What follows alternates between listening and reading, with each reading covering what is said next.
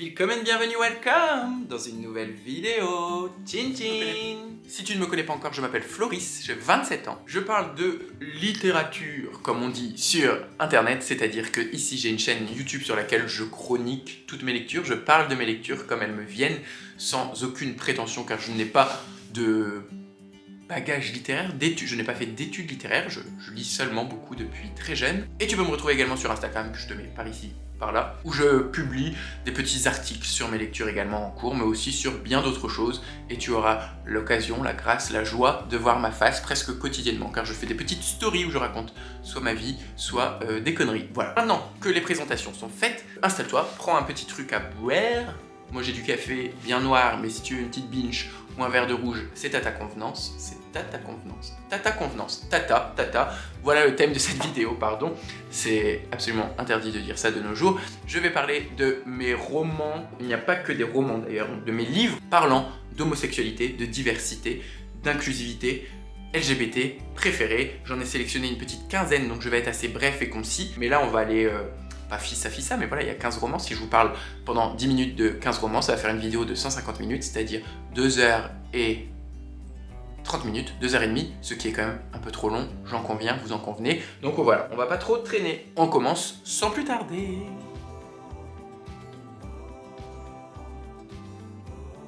En premier lieu, je me sens obligé de mentionner Réflexions sur la question gay de Didier Ribon, dans la collection Essais de chez Flammarion, pardon, Champ Essais, donc c'est ces livres jaunes qui sont des traités, des essais sociologiques. Je ne vais pas m'attarder dessus parce que je l'ai lu il y a déjà un bout de temps et je pense, j'en suis même persuadé, ne pas avoir capté 50% du bouquin car j'étais beaucoup trop jeune. J'ai l'intime conviction que c'est un grand essai sur l'histoire, l'idéologie homosexuelle.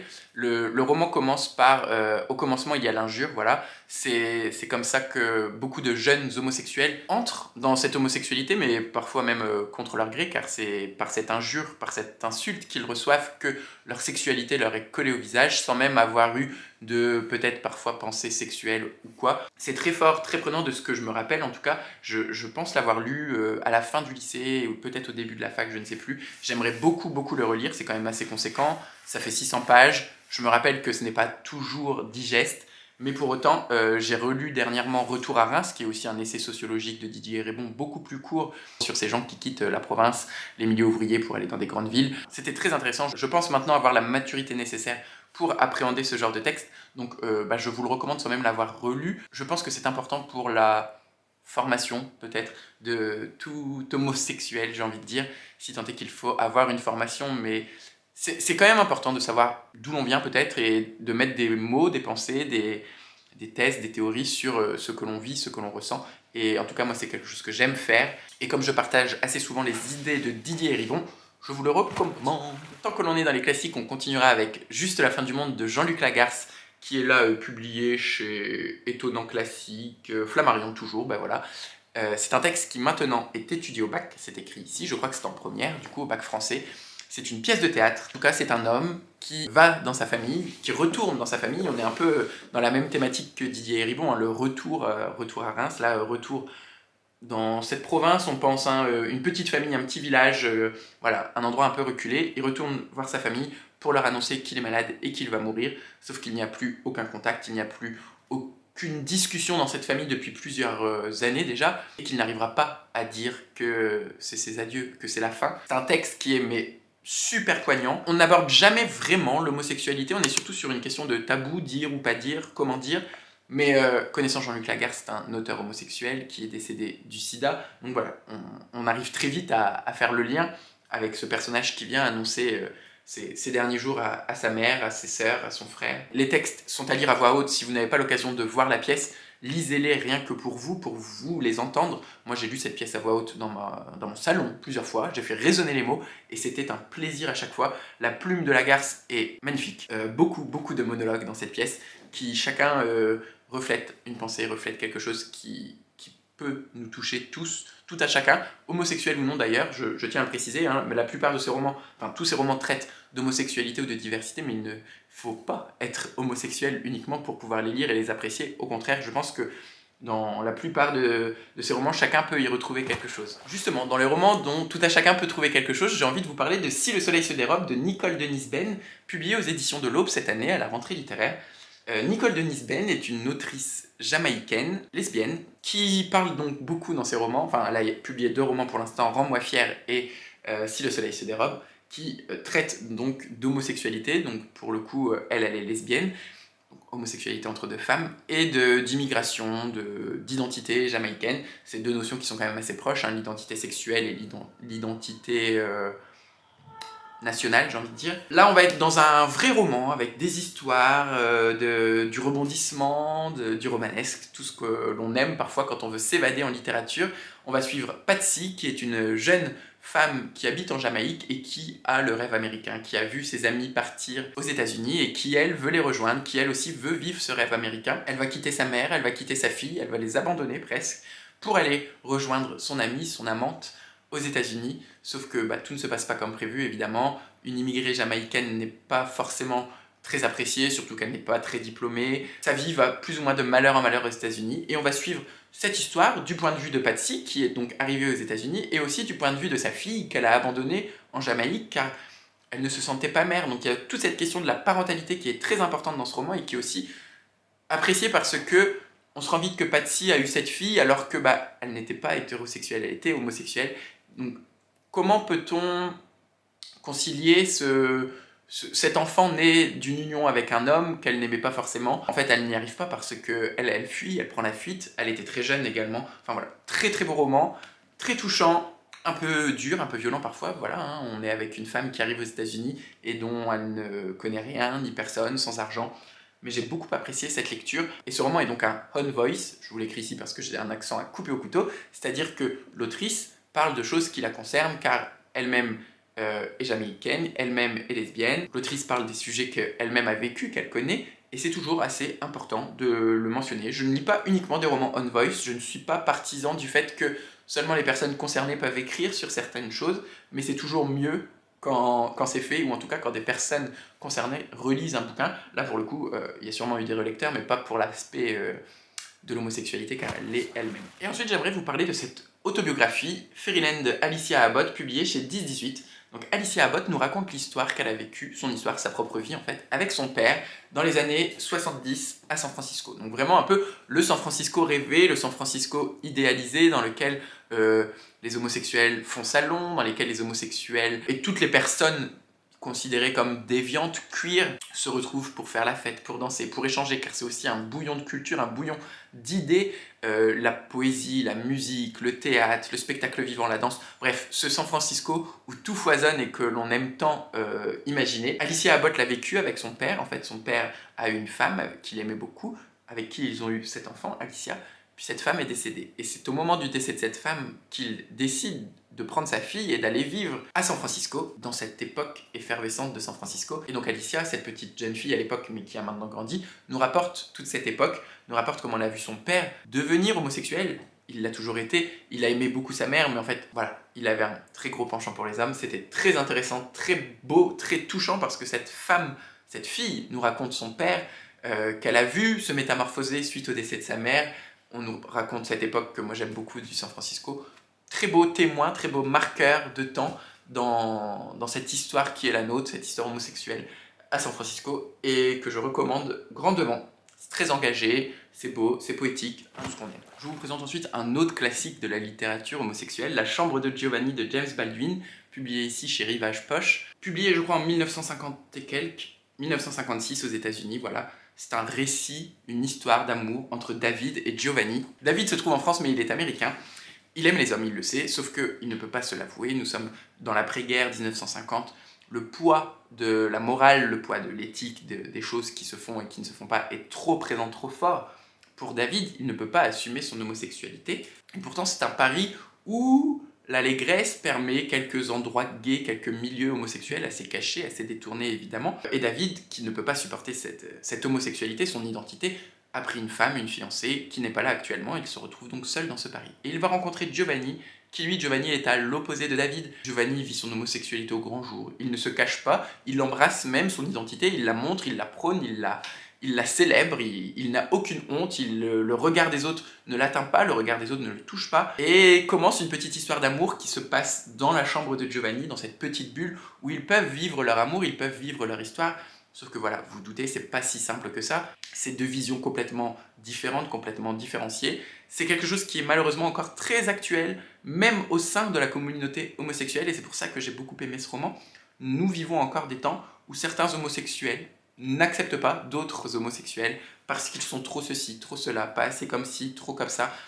C'est révoltant, c'est révulsant, je déteste ça, pas d'efféminé, pas de manière, pas machin. Et je trouve ça complètement dégueulasse parce qu'on a le droit d'être qui l'on veut, si l'on veut s'habiller d'une certaine manière, on le peut, si l'on veut chanter, vivre, avoir des manières, comme on le dit. Enfin voilà, donc c'est malheureusement encore très actuel alors que le bouquin a plus de 70 ans maintenant. Cette dissension, cette séparation au sein même d'une communauté qui devrait se serrer les coudes, qui devrait être solidaires les uns envers les autres. C'est malheureusement une tragique histoire d'amour entre ces deux hommes. Je ne vous dévoile pas la fin, mais préparez-vous. C'est une vision de l'homosexualité qui est assez sombre, car ben voilà, publiée dans les années 50, qui relate les années 50, qui n'est pas une période très rose pour tout homosexuel qui existait à cette époque. J'ai beaucoup aimé, c'est le seul texte pour l'instant de James Baldwin que j'ai lu. J'aimerais énormément en lire d'autres, mais je n'ai pas encore pris le temps. Pour aller vers une vision un peu plus lumineuse, un peu plus solaire de l'homosexualité, j'ai découvert cette année, ou l'année dernière, je ne sais plus, Ito Ogawa avec Le Jardin Arc-en-Ciel publié chez Piquet. Donc Ito Ogawa est une autrice japonaise. Il parle beaucoup d'homosexualité, de diversité, d'inclusion. J'ai un autre roman d'elle, je crois que ça s'appelle Le Restaurant de l'amour retrouvé, où il est également question d'homosexualité. Mais dans ce jardin arc-en-ciel, on va suivre deux femmes, Izumi et Shiyoko, pardon. Une est une mère célibataire assez jeune et l'autre est une lycéenne. Je crois qu'elle est déjà majeure, je ne sais plus, mais en tout cas proche de la majorité. La lycéenne, au début du roman, essaye de mettre fin à ses jours et elle se retrouve sauvée par la jeune mère célibataire. Il va y avoir une relation, pas forcément amoureuse au début, une relation presque mère-fille, sans jamais que ce soit malsain. Une relation de protection, de sororité même, j'ai envie de dire, entre ces deux femmes, qui vont décider de se reconstruire car chacune a vécu des traumatismes dans sa vie, et pour cela vont trouver un petit cottage au bord d'une falaise et vont créer une auberge, le jardin arc-en-ciel, cette auberge qui va accueillir tout le monde, toutes ces personnes qui ne se sentent pas dans la norme, toutes ces personnes qui ont l'impression d'avoir une étiquette sur le front, de sortir des cases, bien évidemment des homosexuels, mais plein d'autres personnes. Tout le monde sera accueilli dans ce jardin arc-en-ciel et Izumi et Shiyoko vont tenter de se reconstruire elles-mêmes et de panser les plaies de toutes les personnes qui vont venir dans leur auberge, dans leur jardin arc-en-ciel. C'est beau, c'est plein de douceur, c'est parfois amer, c'est parfois dur. Un bouillon de sentiments qui éclate et qui mijote tout au long du roman. J'ai beaucoup aimé car ça nous donne aussi une vision différente de notre vision occidentale de l'homosexualité, pardon. Là, il sera encore une fois plutôt question d'amour lesbien. C'était très intéressant, j'ai très hâte de lire autre chose de Ito Ogawa, car c'est quand même un petit bonbon de douceur malgré les difficultés qu'on peut rencontrer dans le livre et que les personnages peuvent vivre et expérimenter. Ensuite, j'ai choisi de vous présenter ce témoignage de François Jonquet, Jenny Belair, une créature, qui est publié ici chez Point. C'est une biographie, autobiographie, non plutôt biographie car c'est François Jonquet qui est quand même derrière la plume. François Jonquet va interroger des personnes dans toute la première moitié du roman qui ont connu Jenny Belair et par la suite il va interroger Jenny Belair pour qu'elle se raconte elle-même. Donc on va voir ce que disent les gens d'elle et ce qu'elle dit d'elle. Qui est Jenny Belair, cette créature? C'est une icône transgenre du Paris des années 70-80, au temps de la grande scène underground, du Palais, je crois, hein, c'est ça, la boîte de nuit célèbre à Paris. C'était le physionomiste, la physionomiste, on ne sait pas qui est Jenny Belair, cette créature fantasque qui a fait le Paris de cette époque. C'était très intéressant sur toutes ces questions justement de genre de Jenny Belair. Qui est-elle? Qui est-il? C'est toute la dualité de cette personne qu'il y a également dans ce roman. Toutes ces injonctions à la masculinité ou parfois à la féminité. C'est assez drôle, assez tendre. J'ai bien aimé car je ne connaissais pas du tout Jenny Belair. J'ai par la suite découvert sur YouTube quelques interviews d'elle, notamment chez Ardisson, je crois. Enfin voilà, c'est un peu bobo, ça fait un peu partie d'une niche, d'une certaine élite, classe sociale, alors que Jenny Belair n'est pas du tout quelqu'un de fortuné ou quelqu'un ayant eu une éducation bourgeoise ou quoi que ce soit. Et pourtant, elle a réussi à s'adapter, donc c'est aussi une question transgenre, de transgenre, pardon, non, de transfuge de classe sociale, j'ai envie de dire. J'ai beaucoup aimé aussi le fait que ce soit coupé en deux et qu'une partie des gens la racontent et qu'après ce soit elle qui se raconte. Ça permet de confronter aussi les idées, les histoires, et c'était très très chouette. On retourne du côté de ce San Francisco en effusion, de ce San Francisco qui bouillonne, avec l'autobiographie d'Armistead Maupin, Mon autre famille. Je ne saurais que vous conseiller également toutes les chroniques de San Francisco d'Armistead Maupin, qui justement témoignent aussi de ce San Francisco en ébullition. Mon autre famille est une autobiographie, donc il nous parle, lui, de sa vie, de cette fuite également vers San Francisco. On retrouve beaucoup dans le personnage de Marianne Singleton, qui est le personnage principal des Chroniques de San Francisco, des éléments de la vie de Armistead Maupin. Je l'ai lu après avoir lu les Chroniques de San Francisco, et il y a plein d'éléments qui nous disent « Mais oui, en fait, c'est pour ça que c'était aussi fluide, aussi vrai dans les Chroniques de San Francisco, c'est parce que lui, il l'a vécu. Le fait d'échapper à sa famille, de s'assumer. Lui, il est issu d'une famille du sud conservateur des États-Unis, donc c'est sûr que c'est à des années-lumière des idées diffusées dans le San Francisco des années 70. C'est vraiment une résurrection, enfin un souffle de vie nouveau qui prend quand il arrive à fuir cette famille pour vivre aux États-Unis. J'ai beaucoup aimé découvrir sa vie. Et si vous avez lu les Chroniques de San Francisco, ne passez pas à côté de l'autobiographie d'Armistead Maupin. Roman très social, très particulier. Querelle de Kevin Lambert, qui fait évidemment référence à la querelle de Brest de Jean Genet, purée, je ne sais pas où est-ce qu'était passé le Genet. Kevin Lambert est un jeune auteur, je ne sais pas quel âge il a, né en 1992, voilà, il a à peu près mon âge, une trentaine d'années, 30 ans. Canadien, il me semble qu'il est francophone, je crois que le roman n'a pas été traduit et qu'il a été écrit en français. C'est un roman qui est très violent, on va suivre ce personnage qui s'appelle Querelle, ce personnage principal, qui vient de la ville, qui est homosexuel, qui assume totalement son homosexualité. Et donc dans ce roman, il va y avoir une convergence des luttes sociales, car ça se passe dans une scierie qui est en grève, une scierie avec des ouvriers un peu bourrus, des ouvriers un peu homophobes, un peu racistes, tout ce que vous voulez, des ouvriers d'une ruralité qui n'a pas forcément eu l'éducation nécessaire pour accepter tous et toutes. Et Querelle va se mêler à cette grève, ces violences, cette acceptation. On va voir que peut-être cette homosexualité qu'il affirme n'est peut-être pas tant acceptée que ça. C'est très violent, c'est très particulier. Je ne sais toujours pas quoi en penser alors que je l'ai lu 2 fois déjà depuis qu'il est sorti, parce que j'avais l'impression d'être passé à côté de certaines choses. C'est un peu pareil quand je lis du Jean Genet, je ne suis pas sûr de comprendre tout et de voir où il veut aller. Néanmoins, c'est un roman qui perturbe et qui remue par sa violence et par tout ce qu'il soulève en nous. Je ne saurais que trop le recommander pour que vous soyez comme moi, intrigués, et peut-être qu'on puisse en parler. En tout cas, je n'ai rien lu pour l'instant autour de cette œuvre. Je n'ai pas écouté Kevin Lambert, je ne sais même pas s'il en a déjà parlé quelque part. Je ne sais pas à quoi ressemble cet homme. J'ai envie de le voir, mais je pense que j'ai vécu assez de sentiments et assez de remous en moi lors de ma lecture pour pouvoir vous dire que ce roman a quelque chose. Ce roman soulève des points. Voilà. C'est dit, c'est balancé, vous en faites ce que vous voulez. Alors là, on part tout à fait ailleurs. L'espace d'un an de Becky Chambers, au livre de poche. C'est un roman de science-fiction, donc c'est je crois le premier et peut-être le seul dans toute ma sélection de romans qui fait plutôt partie du registre de l'imaginaire. On va suivre Rosemary, qui est une humaine qui monte dans un vaisseau, l'espace d'un an, pendant un an, avec une troupe d'aliens de différentes espèces, qui chacune a des mœurs particuliers, des mœurs en termes d'amour, en termes de relations sexuelles, d'us et coutumes, de morale, d'éthique, etc. Et Rosemary, qui est une humaine qui a toujours vécu sur Terre, va découvrir ces us et coutumes tout au long de ce voyage. Ça fait partie du registre qu'on appelle de la science-fiction positive, je crois. C'est-à-dire que on n'est pas vraiment dans des guerres de vaisseaux, dans de la grosse science-fiction, un peu boum boum bam bam. Là non, c'est tout en douceur. Ça me pourrait presque faire penser à Ito Ogawa avec ce jardin arc-en-ciel, car on est vraiment dans de la positivité, dans de l'inclusivité, dans la recherche de l'autre, qu'on essaye de découvrir, d'aller vers l'autre. Cette ouverture au monde, cette ouverture aux pratiques, c'était très beau, très doux. Très facilement, Becky Chambers arrive à nous faire tomber amoureux d'espèces totalement inexistantes sur Terre, à aimer ces personnages, à aimer ces monstres, ces bêtes. C'est très intéressant. C'est la première fois que je lisais quelque chose comme ça, de la science-fiction positive, et ça m'a marqué. Je n'ai pas continué. Je crois que le second roman s'interroge sur l'intelligence artificielle et l'amour de l'intelligence artificielle, un peu peut-être dans le genre du film Her. Je vous mettrai l'image ici parce que pareil, toujours mon accent coupé au couteau. Mais si vous avez envie d'évasion et de douceur, bah, ça peut être un très très bon roman, au même titre que Ito Ogawa. J'avais posé les romans pêle-mêle et ça tombe bien car vraiment on est dans cette alternance de douceur et de violence. Maintenant je vais vous parler de Deux purs hommes de Mohamed M. Bougarsar, publié au livre de poche. L'année dernière, Mohamed M. Bougarsar a obtenu le prix Goncourt pour son roman La plus secrète mémoire des hommes, mais celui-ci a été publié précédemment. Un jeune professeur un peu désabusé au Sénégal voit une vidéo qui tourne beaucoup sur internet. Dans cette vidéo, on voit une foule exhumer un corps et le traîner en dehors d'un cimetière. Tout de suite, ça interroge Ndene, voilà, Ndene, qui est ce professeur désabusé. Pourquoi on déterre ce corps? Pourquoi tant de violence dans cette foule, dans cette masse qui n'autorise même pas le dernier repos à cet homme?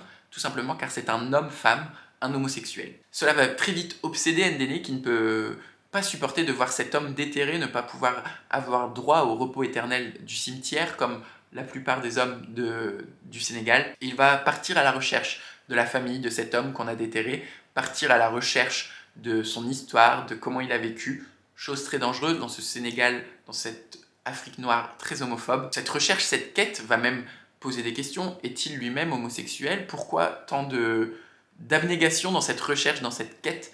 C'était très beau, très très dur surtout évidemment. J'ai dit beaucoup de fois c'est très beau, c'est très dur, mais c'est souvent malheureusement la dualité qu'il y a dans les romans sur l'homosexualité. La beauté, la difficulté à vivre, à s'accepter, et ça suffit largement pour pouvoir nous installer cette histoire, nous parler de cette homosexualité sur le continent africain, chose qu'on n'aborde pas vraiment, nous, dans notre culture occidentale également. Ça permet d'ouvrir les yeux sur ce qu'il se passe encore, malheureusement, sur une partie de la planète, et c'est nécessaire. Bon, malheureusement, il me reste plus beaucoup de choses qui soient très positifs, mais bon, celui-ci l'est. Joli Joli Monstre de Julien Dufresne-Lamy, publié chez Belfond. On va donc suivre deux hommes, James, qui est une grande drag queen de New York, qui écume les salles, qui fait soulever les foules, les balles, les balls, le voguing, tout ça. Enfin, voilà, une des plus grandes drag queens de New York, au milieu des années du sida. Et en parallèle, on va suivre la vie de James, non Victor, James c'était la drag queen, voilà. Et en parallèle, on va suivre la vie de Victor, de nos jours, les années 2010-2020. Victor qui est un homme de famille, hétérosexuel, et qui lui-même va devenir une drag queen. Et c'est donc James, qui est maintenant une drag queen sur le déclin, vieillissante, qui va prendre sous son aile Victor, cet hétérosexuel, pour l'amener à devenir une grande drag queen.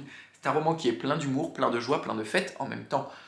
On est quand même dans la culture drag, culture de la fête, de la danse, du rire, du mot fin, du pic. Cela nous permet également de voir l'évolution du milieu drag avec les drags qui se cachent, les drags plutôt underground des années 80, des années sida, où on joue dans des caves, dans des sous-sols, et le drag des années 2010-2020 avec cet homme hétérosexuel, chose qui arrivait très peu au temps des premières drag queens, cet homme hétérosexuel qui décide lui aussi de devenir une drag queen en 2010-2020. C'est un roman qui m'a vraiment fait sourire, qui m'a fait rire, qui est très important, qui nous montre aussi quelque chose que peut-être en France, alors maintenant beaucoup plus grâce à RuPaul, grâce à Drag Race France, etc., popularise donc cette culture drag, vraiment moi je suis un fervent défenseur de tout ce milieu car c'est quelque chose qui m'anime et je suis donc friand de toute cette littérature, mais ça permet peut-être de l'ouvrir à des personnes qui n'y sont pas du tout sensibles ou qui n'y sont pas intéressées jusque-là et de montrer que être drag queen ce n'est pas juste une affaire de PD, que ce n'est pas juste se déguiser, se travestir, que c'est bien plus que ça, que c'est quelque chose de festif et de joyeux qui voilà, devrait être l'apanage de tout le monde car on a tous le droit au bonheur et à l'humour et à la fête. Alors là, maintenant, sortez les mouchoirs, on va partir de quelque chose de beaucoup plus sombre. Je suis en vie et tu ne m'entends pas de Daniel Arsan chez Babel, qui nous raconte l'histoire de Klaus. Klaus qui a été enfermé en camp de concentration pour son homosexualité dans les années 40, évidemment, pendant la Seconde Guerre mondiale. Heureusement ou malheureusement, je vous laisserai le découvrir à la lecture du roman, Klaus arrive à survivre au camp de concentration, il arrive à sortir, à revivre, à retourner dans sa ville natale, retrouver ses parents, retrouver sa famille. Mais voilà, il est quand même sous le sceau de l'homosexualité car tout le monde sait qu'il portait un triangle rose, tout le monde sait qu'il a été enfermé pour homosexualité et on est donc juste après la guerre, dans les années 50, 45-50. L'homosexualité n'est toujours pas très acceptée et comment réussir, à se reconstruire suite aux humiliations, suite à l'horreur des camps, mais également comment retrouver sa place au milieu d'une famille, au milieu d'une société qui ne veut pas de vous. C'est tout le travail qu'a fait Daniel Arsan avec ce roman, toutes les recherches qu'il a pu faire au sein de la communauté homosexuelle qui a vécu cette période de la Seconde Guerre mondiale. C'est donc un très beau roman, la plume de Daniel Arsan est magnifique. Il peut nous parler d'une porte pendant 3-4 pages sans que ça en soit chiant, car c'est toute une vie à réapprendre, tous des automatismes à reprendre pour Klaus qui sort de ce camp dans lequel il n'a eu le droit à aucune liberté, à aucune joie pendant tout son enfermement, et comment ouvrir une porte, car là où il était, lui, il n'était que enfermé, n'était que cloisonné dans sa vie, dans son histoire, dans ce camp.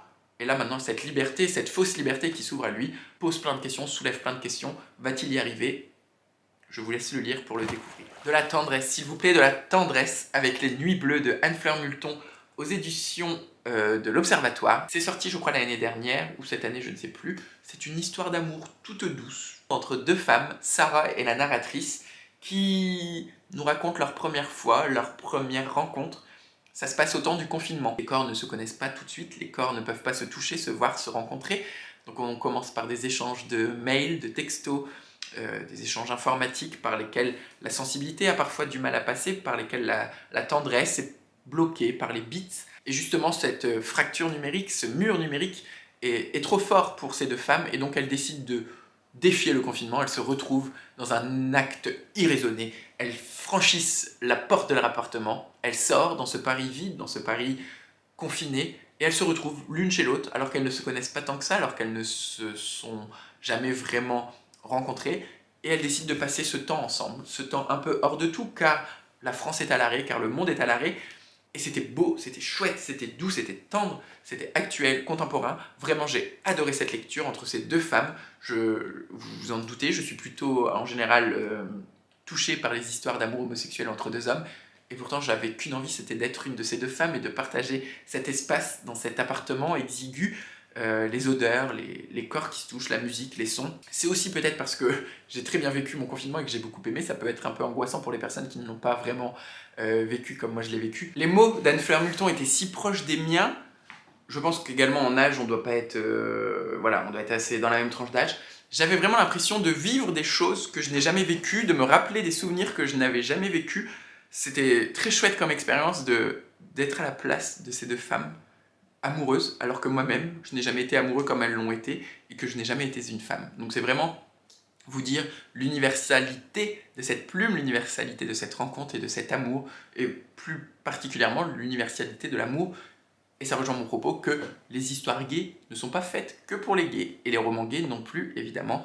Voilà, lisez de tout, et favorisez l'éclectisme dans vos lectures. Et enfin, on en vient à un de mes romans préférés de la Terre entière, Une vie comme les autres de Anya Yanagihara. J'arrive maintenant à le prononcer. Vous vous douterez que vu la couverture, ça va pas être un roman joyeux. On est dans une belle brique de 1100 pages, une belle épopée, un beau roman comme je les aime, dans lesquels il y a beaucoup d'histoires à raconter, car on va suivre 4 jeunes hommes, Willem, Jean-Baptiste, Malcolm et Jude, qui sont 4 meilleurs amis, 4 potes, une bande de copains qui s'est faite très jeunes à la fac, et qui vont nous raconter leur histoire, leur vie de jeunes New-Yorkais, un peu tendance pour certains, car on est avec un artiste, on est avec un avocat assez reconnu, un acteur et un architecte, si je ne dirais pas de bêtises, voilà, un architecte. C'est un roman qui nous parle donc de cette amitié, de cette bande de copains, et on pourrait dire que c'est sans prétention, car on va juste suivre l'histoire de ces 4 potes qui vont peut-être devenir plus que des potes, qui vont certains être homosexuels. Vous en doutez, si j'en parle dans cette vidéo, c'est qu'il y a une question d'homosexualité.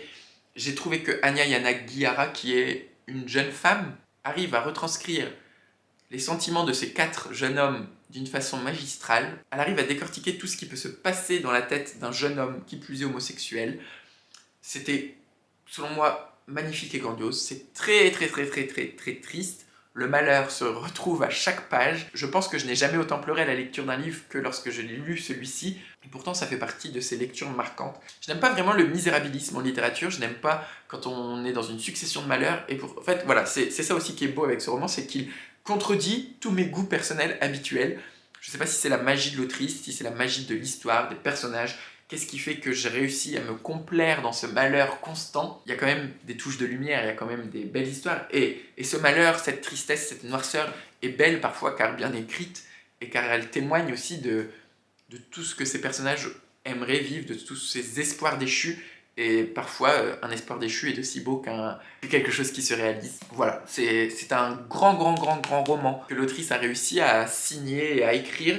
J'ai lu son nouveau qui est totalement différent, qui m'a moins subjugué mais qui était également très bon. Je vais continuer à lire toutes les productions de cette femme. Et je vous recommande, si vous avez envie, c'est parfait pour l'été, genre la grosse saga de l'été, vous voyez, au lieu de nous abrutir devant TF1, devant Zodiac. Je sais pas, Zodiac, ça doit faire 20 ans que ça existait cette série, mais voilà. Moi, je me rappelle que je l'ai lu sur 2 bonnes semaines l'été et que ça m'a suivi. Ce roman, je l'ai habité autant que lui m'a habité. Les personnages m'ont épaulé et ont marché à côté de moi pendant plusieurs mois, je pense.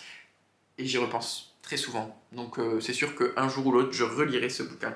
Et je repasserai un moment avec William, Jean-Baptiste, Jude et Malcolm. J'espère que cette vidéo vous a plu, je pense qu'elle a été un peu longue et je m'en excuse, mais en même temps, voilà, j'avais vraiment envie de parler de tous ces romans qui font partie de ma bibliothèque idéale, qui font partie aussi des romans qui m'ont construit en tant qu'homosexuel, en tant que lecteur, bien évidemment. En tout cas, si vous ne me connaissez pas au début de cette vidéo, j'espère que celle-ci vous a donné envie de poursuivre l'aventure avec moi. Si c'est le cas, je vous invite à liker la vidéo, à vous abonner, à commenter et à la partager. Je vous souhaite comme toujours d'excellentes lectures, d'excellentes découvertes et d'être heureux.